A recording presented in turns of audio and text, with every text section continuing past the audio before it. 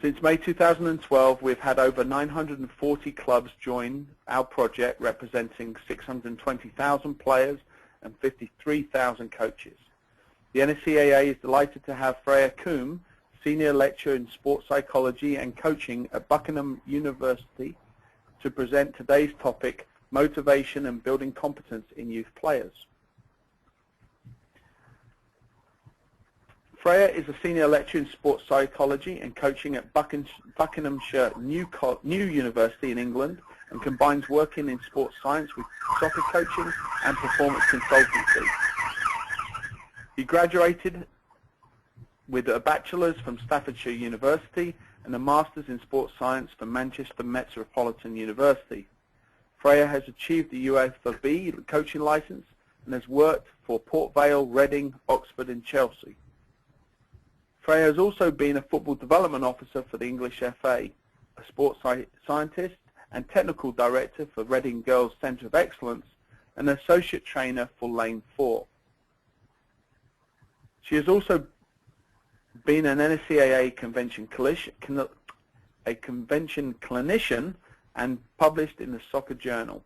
In 2013, Freya started Future Goal, a player-centered scholarship program focusing on female players. Welcome, Freya. Thanks very much. I'd just like to apologise as well for some of the background sirens that you may hear throughout the presentation. My office is currently situated between a fire station and a police station, so there's plenty of action in High Wycombe in London at the moment. But thanks very much for allowing me to come and give this presentation to you. I'm just going to start with just talking a little bit about motivation. The topic of motivation is very popular and one that many people see as central to successful performance within sport.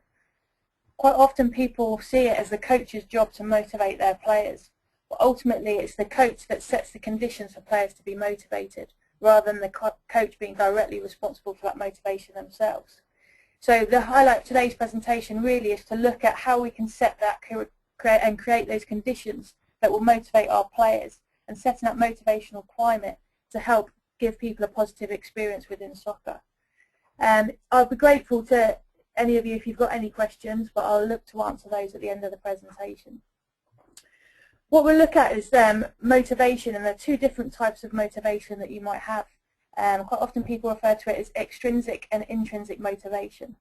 Extrinsic motivation is looking at being driven by external factors. So for example, in soccer it might be winning a trophy, it might be getting praise from your coach that you're working with. So those external factors outside the person or the player. Intrinsic motivation is looking at getting pleasure and sort of being driven by the pleasure that you get from taking part in the activity itself. So whether it's playing the game, whether it's looking to be involved on a match day, etc. That's all the intrinsic reasons that you might be motivated. And we're going to focus on that intrinsic motivation. For the intrinsic motivation, it's said that we're intrinsically motivated because of three factors. So you can see those up on the screen. The first one being autonomy. So as human beings, we're motivated by having this sense of self-determination or control over our own behaviour. And that's a very important factor that needs to be present when looking at motivating other athletes or the players that we're working with. The second factor is belonging. So as individuals, we have a need to feel that sense of belonging with other people, to strike up relationships with others, and looking at having those relationships that allow us to work as part of a group and work together with other people. And the third area is competence. So we have a need and an innate drive to develop our competence and develop competence, to show people how competent that we actually are. So if you think about the areas of your life where you're really, really motivated, things that really appeal to you, the chances are that your motivations fit within at least one or two of these areas. So whether it's something you do day to day, whether it's coaching itself, is there an area of this intrinsic motivation that you feel that you like to relate to? So whether it's developing your sense of competence, showing your competence to other people, being part of that team, having that sense of belonging with the players and coaches that you work with. So that's where the intrinsic motivation factor comes in. If we're looking at where we get this sense of competence from though, so what information do we get that gives us our area of competence? Now this might change throughout our life. So if we're working with youth players, areas of competence might be related to things such as effort. But So for example, if you're a young player, if you try really hard, you think you're really good at something. And that's sort of players around the 5, 6, 7 age group. But as we get older, we get a better idea and a much more accurate idea about what competence is and how competent we actually are as players. So some of this competence information comes from these areas that I've put up on the screen. So particularly objective measures, so this might be pass completion, shots on target. That might tell us how good we actually are at our performance. It could be the outcome of the game. It might be the selection as whether we're selected for that team or not. Our playing time or position. So are we being played in our favourite position or the position that we want to have, and are we getting, say, the full 90 minutes in that position or 60 minutes, or is it that we're being moved around? And another indicator is our speed and ease of learning. Quite often working with players that they might see themselves as maybe getting the last 10 minutes of the game. So because of that and the situation that they've been put in, they might judge themselves as not being very competent. Oh, well, the coach only puts me on for the last 10 minutes. I never start a game. So they might consider themselves not to be one of the best players. So I'd like you to think about sort of how you can evaluate your own practice and how you can give your players sources of competence. So do you provide objective measures for them? So looking at stats over the period of a game. Is it that they're selected all the time, or you get the same people that are on the bench? Do you rotate your players so that they share different positions? So these are just some things for you to consider throughout the presentation. And the key thing is that they'll often get that information about their own competence from significant others. So with these we refer to people such as your peers, so their friends on the team, their teammates, parents or coaches. Now as coaches it's our job through feedback to let them know about their competence. Okay, so areas for improvement and areas that they're really good at. So we need to be mindful of the feedback that we give to players, as this is going to affect their competence and thus will affect their intrinsic motivation in time. Because players have this need to demonstrate their competence. Now I just want to direct your attention to the picture that's up on the right hand side of the screen. Now sometimes there's areas that can affect a player's competence that might not be related to coach behaviour or anything you can do anything about. So for example, on this picture I've taken a picture of some of the players from my under-15 squad. Now these players are all the same age, and if you want to be really specific, if you go from left to right, that shows the age of the players. But they're all the same age group within school, within one age year banding. And sometimes, quite often, looking at the competence of players, particularly at this age when they're going through vast changes in their growth and development, players might lose their sense of competence as a result of not how good they are technically as a player, but through things such as growth and how they can relate to their teammates. So in this picture, quite often you might notice that we play bigger players.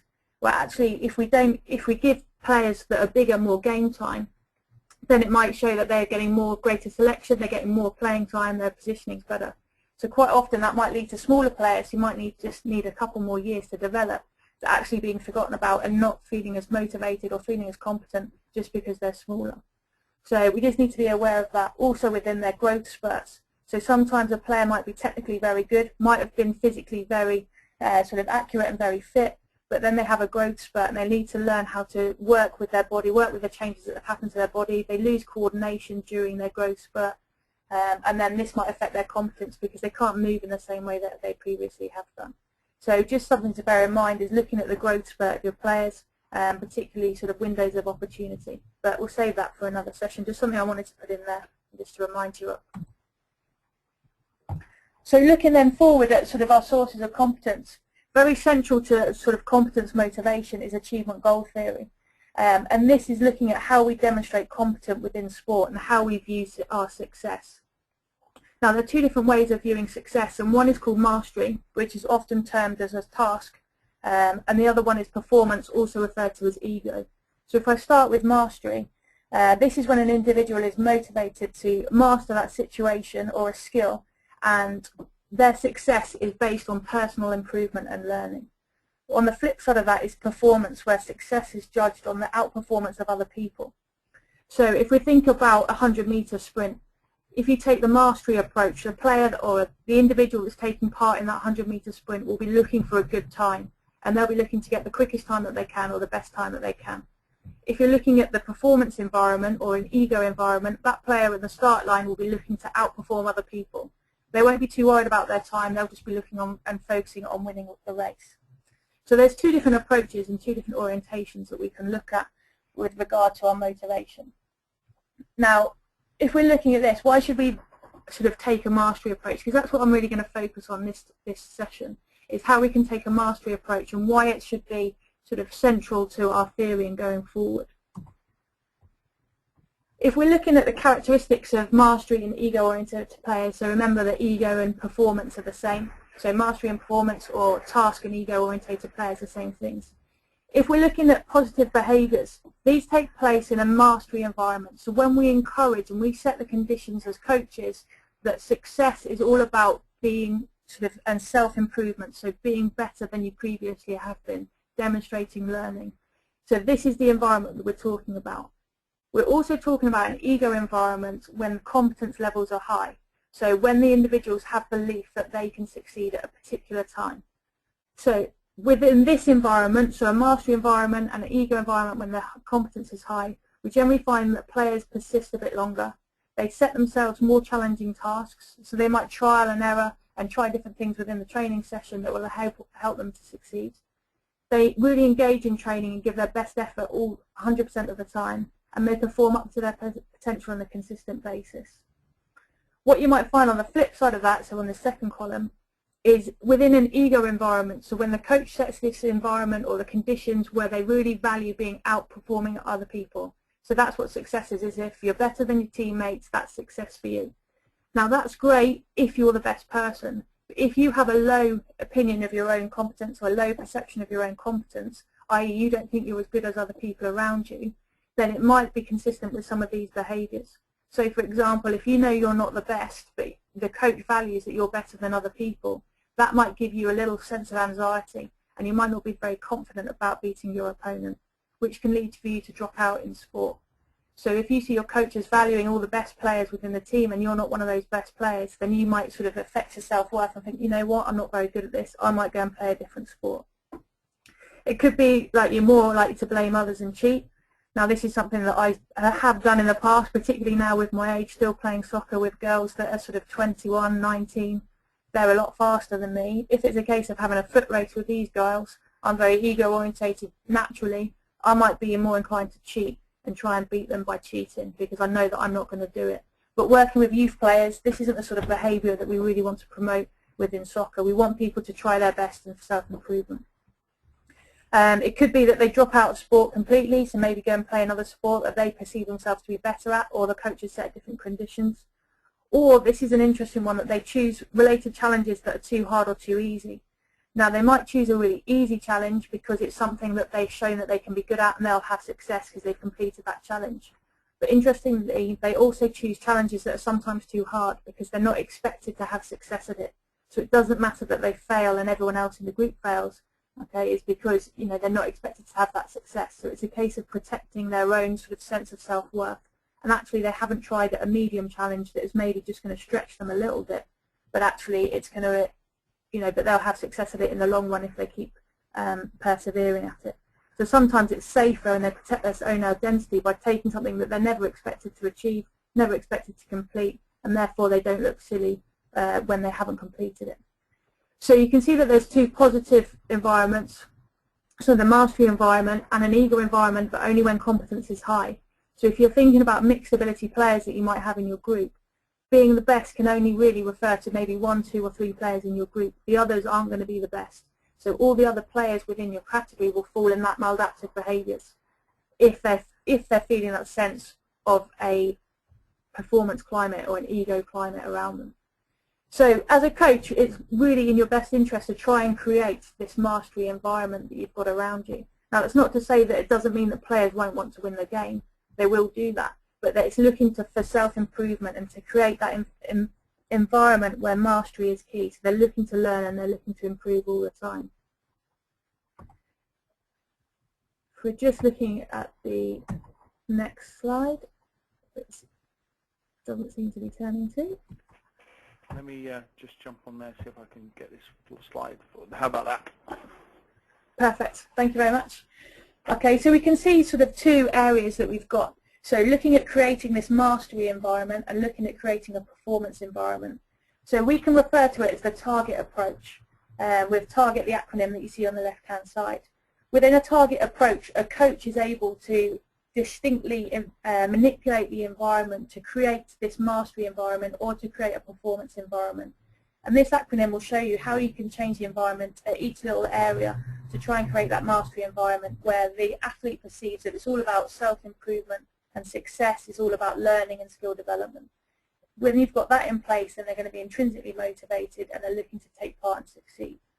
So looking at this area, first one that we'll look at is task. So it's important to consider the ability of all players when selecting challenging tasks, rather than a one-size-fits-all. So quite often in training, when you've got a large group and they're all at different levels, it's very easy to pitch it at the person or the middle level. So you've got the top people that need pushing that sometimes don't get pushed, and you get the people who are maybe at the lower ability level that don't get pushed enough, or the push is too much.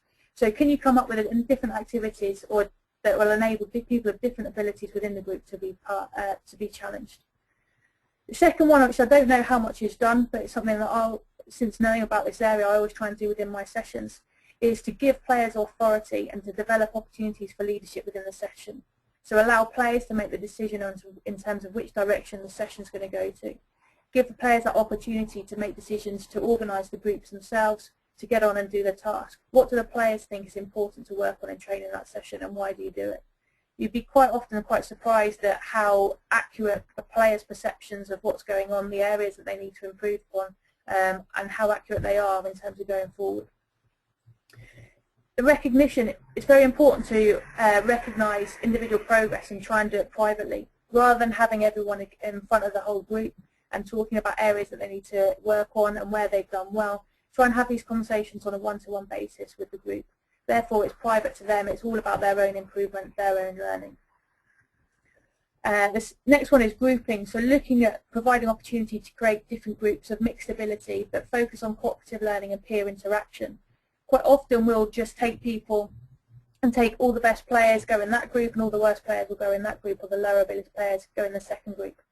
Whereas looking at being able to mix up, it could be that someone who is of lower ability would actually benefit from having one of their peers who's really good at whether it's a skill or a drill or technique, coming and helping them, and showing them how to do it, what works for them. Because it could be that actually the coach, not saying we're giving wrong information, but sometimes it might be right for 98% of the group, but for those two players, they actually might need to do it a different way.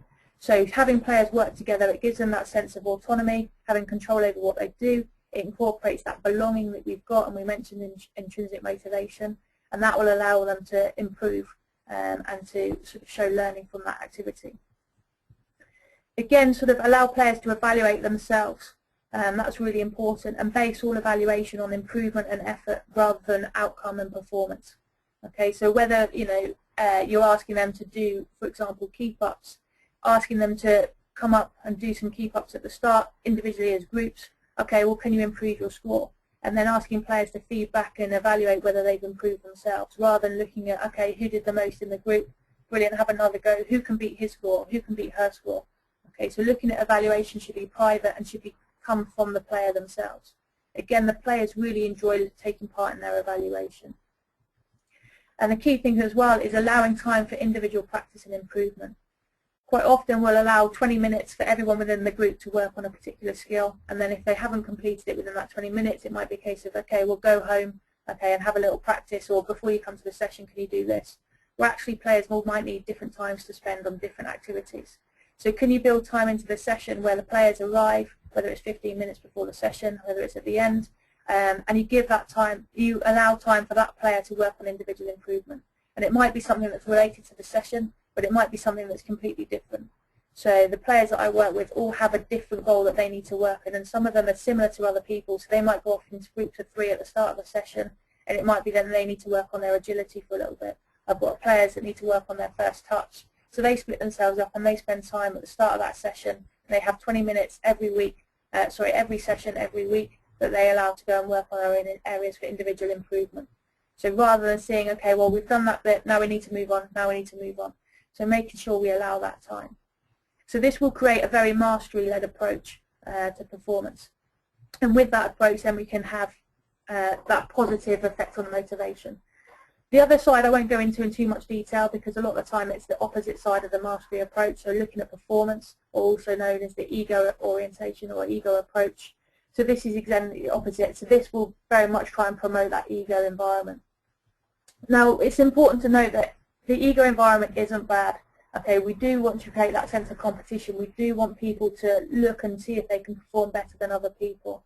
But what's the underlying factor is that this area of competence that works for athletes who all have the same high perception of their own competence. Okay, so then competition will be good. But if you're working in a very mixed ability group, if you've got players that aren't very competent or don't feel very confident about the way they play, setting this type of environment, a performance environment, is going to be detrimental for some of those players on a lower ability level. So just looking to summarise in this quick 20 minutes that we've had, it's important to realise that the coach creates the environment from which the athlete will be motivated. The coach isn't responsible for directly motivating the athlete themselves. We've got the two environments of mastery and performance orientations, or the task and the ego performance orientations, as you may well read it. And it's important that mastery comes through with all athletes, all the way through from grassroots athletes to Olympic athletes. Those athletes that are successful will have that ability to constantly strive to improve their own performance, constantly striving to improve and to try new things and be the best that they can be, regardless of the performance of other people. However, the performance environment, when you've got people that are at the same level of competency, you're going to want them to try and look to then outperform other people. So while they're carrying on and trying to strive for sort of perfection and looking at learning, you also want them to sort of have that element where they outperform others. But what's important is that that perception of their own competence is differential for the condition, so whether you approach a mastery or performance conditions. And the mastery approach, as we've seen, develops the positive behaviours. So it's this approach that we want to instill in youth participants. So making sure every time they turn up, they're trying to be the best that they can be, rather than doing the least amount in order to just be the best within the group.